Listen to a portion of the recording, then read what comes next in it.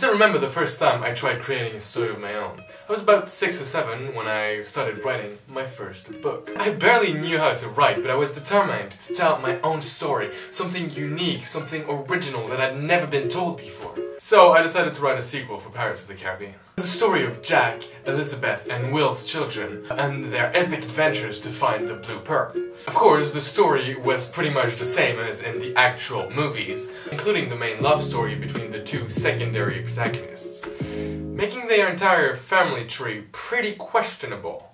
In a way, 7 years old me created fanfictions.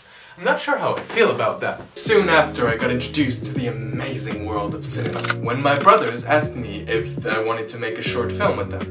And of course I said yes, so we got filming, and for the first time, I was acting. When we started this project, my brother said he would edit it. What he forgot to mention was that he had no idea how. So after weeks of waiting for him to do it, I decided to take matters into my own hands. So I took my iPad, which we used to film the movie. Yeah, I was an iPad kid. And downloaded iMovie. After a few hours of work, here I was, with my first short film ever. Unfortunately, I lost this movie, and cannot show it to you guys, but it was my first time editing, and I realized that I loved it. And after this first experience with cinema, I knew exactly what I wanted to do. My destiny was to become an actor. I've learned to slam on the brake before I even turn the key. Before I make the mistake. Alright, is the mic working? Before I leave cool. Give them no reason to stare. No sleeping up if you sleep away. So I got nothing to share. I can't. I got nothing to say. Can't do it. Step out of the sun if you keep getting burned.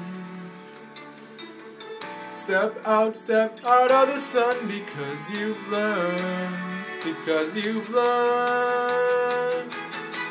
On the outside, always looking in, will I ever be more than I've always been? Cause I'm tapping on the glass, I'm waving through a window.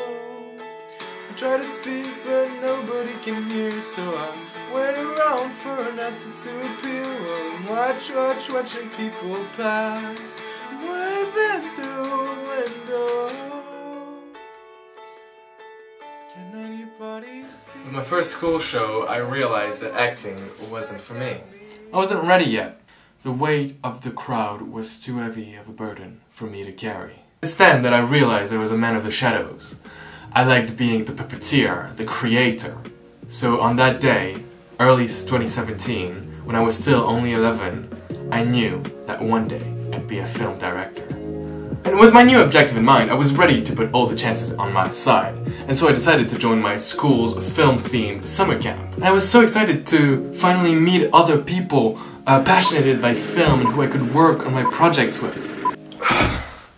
We were like 2 in this class, me and some other girl that I didn't know. Yeah, not quite what I expected. I guess the first thing I learned as a filmmaker was that if I wanted to pursue my dream in Switzerland, I'd have to learn to do shit I love.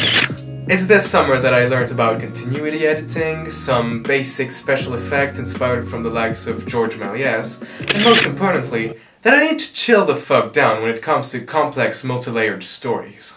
I remember having to rewrite a script about a dozen times because every time I'd show it to the teacher, he'd think it was way too complicated for a low-budget short film. And so, me being the stubborn little shit that I was, I decided to make a short film about my teacher refusing all my ideas for a short film. I thought it was so cool, original, and meta, when the truth is, I ended up making something that had already been made 100 times before. I guess one of the saddest things about being a filmmaker is that you're never as original as you think you are. Every story has already been told, and over again people have been telling me that my films resemble other films that I haven't even watched. Because there's only so many ideas that can be thought, but they've never been thought by you before. So, that's what makes your film special. That was very fucking cheesy and stupid. That's not true, your ideas suck. What? I guess 11 years old me should have just listened and written a simpler story. But I think it's kind of say he didn't. Oh my god, I'm so dark. This is shit lighting. This is what happens when you change lighting setups every 2 seconds. The thing is, I don't have any of my lights here. I have them all back home in Switzerland. So I'm fucked. It's time for the good old phone light technique. And so in 2018, I started my first YouTube channel centered around filmmaking. Here, first use classic use of continuity editing, classic use of cutting in motion. Basically it's when you cut right in a movement of an actor so it kind of hides the cut and makes it all more smooth in the edit. Here in the second shot, the legs should already be up.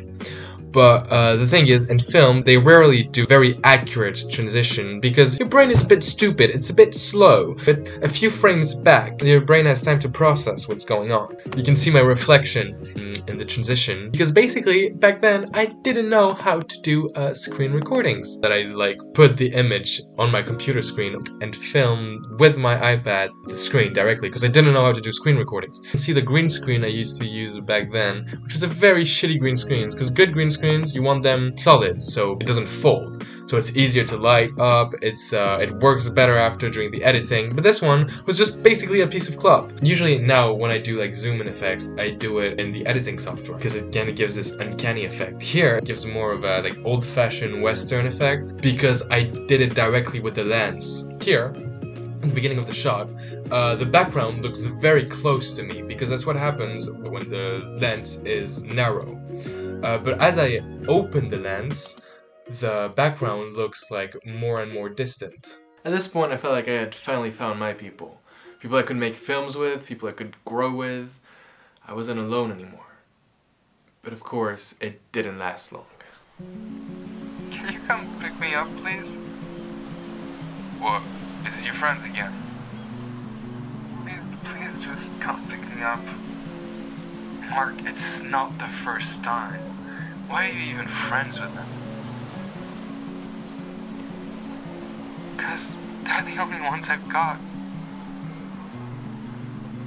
I just like to specify, my friends weren't bullies. We're just very different people. They've grown into amazing young adults, and so have I. But this couldn't have happened if we stayed together. I needed something different, and so I left them. After that, I basically spent most of 2019 alone. But it's not the end of the story. It's only the beginning. But that's a story for another day.